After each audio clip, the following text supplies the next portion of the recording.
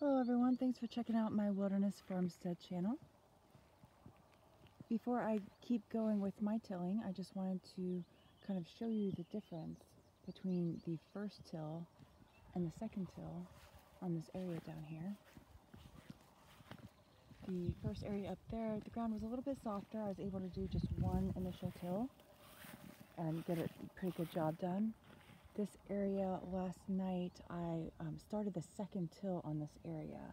Now this area down here, I had tilled once over 2 years ago, and I had some things planted in here, including some blue Hubbard squash, but I didn't really keep it weeded, and while I was gone in the 2 years, it was, of course, completely overtaken by grass again that had formed a pretty thick mat on the surface, and my tiller was not really able to break through the ground and till deep very easily at all, because the roots and stuff would kind of make the belt start slipping on the tiller.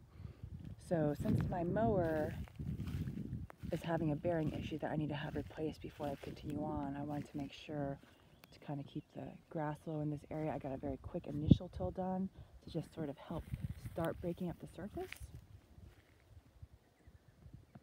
So I finished the initial till in the area back there last night and got the tiller back around through here.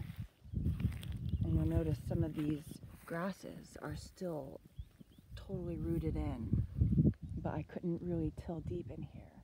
It also takes a really long time to do a deeper till. It's a lot more labor intensive as well, because my mower, or not my mower, my tiller has got 2 tines in it in the bottom here with a gap in the center.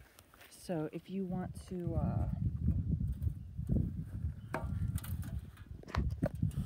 looks like I'm gonna have to cut out some grass that's gotten wound up. That's the other issue, if the grass is too long, it'll get wound up around the tiller, and some vines and things. Looks like I've got a little string, so I'm gonna have to cut those out before I keep going again.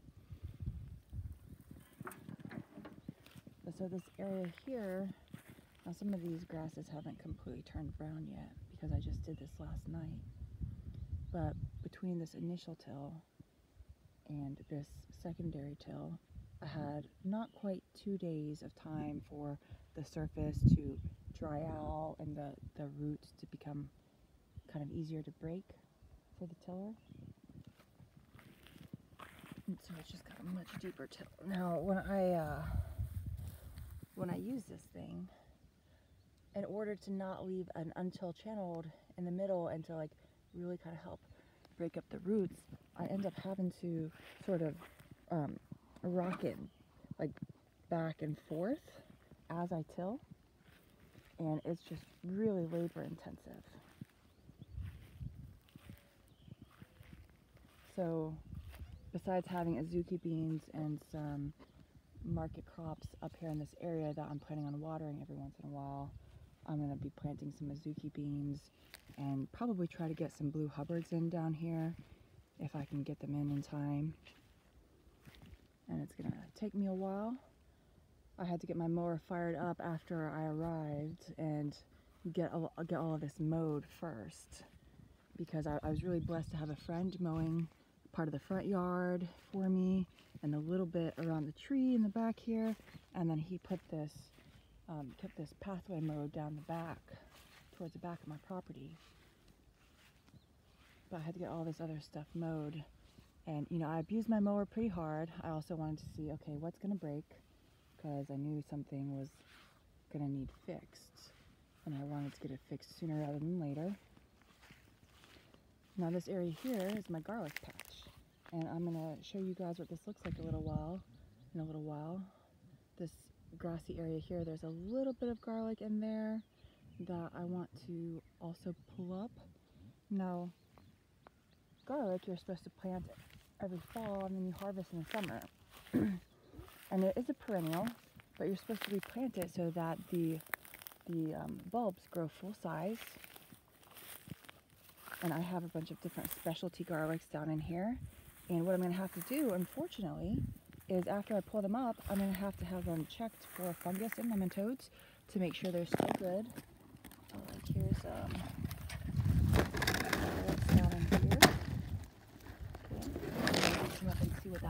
after it's been in the ground for 2 years. But I've got early Italian garlic, music garlic, Korean mountain garlic, spicy Korean garlic, some other really nice gourmet garlics that can be sold as seed if I can resurrect kind of the rejuvenate the bulb size, and only if they haven't gotten any nematode or fungus issues. So I'm going to have to take some samples throughout here and have them checked before I can sell them as seed garlic. But if for some reason they are not good for selling as seed garlic anymore, after I can get the bulb size up after a year, then I'll still be able to make garlic powder out of them for myself and that sort of thing.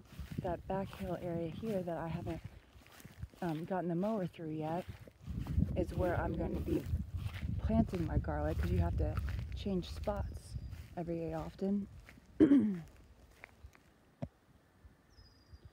Oh, excuse me. So back in there is where my garlic is going to be going this fall. So that's going to be kind of my next tilling area after my mower gets fixed. And we're going to see how it goes. Now this area down here gets a lot of runoff from this field, even though I kind of put a drainage ditch in through there. And garlic, it's not something you want to have wet feet, is why I like to keep it on the hills on my property. But I just kind of wanted to show you guys the difference here between the secondary initial till and on this area, the really quick primary till that I did that is highly insufficient, but needed to kind of make it more tillable. Okay, these are very handy, even for a big space. If you don't have like professional farming equipment, and on a property like mine, you know, my kind of tillable area is not huge right now. And so even though I've got to put a lot of work in with this thing, it really helps me get the job done. And then hopefully I'll get some rain later, and I might have to give this area, after I get the second till done, I might have to give this area a third till done before I can plant it, and I may have to do a secondary till in this area before I can plant it. And this first year especially, I'm going to have to be weeding very aggressively while the weeds are still young. Some grasses you have to be really careful for, like the grasses that were initially up here when I got the place. You can till and till, and some of these grasses would put up these mats of roots very close to the surface, and they could look all dried out and everything, but as soon as they got rain, all these roots would keep resprouting new grass. So you end up having to like basically try to pull as much of the roots out of the dirt as possible. So I'm really curious to see how much azuki beans I can harvest from this space. We're going to see how it goes. As they're hanging out up there. But it's June 6, 2023, and even though it's late in the season, since I'm just getting back after being away for so long, hopefully I'm going to still be able to get a good harvest in this year. So if you want to see how it goes, please subscribe and check back in with me. Take it easy.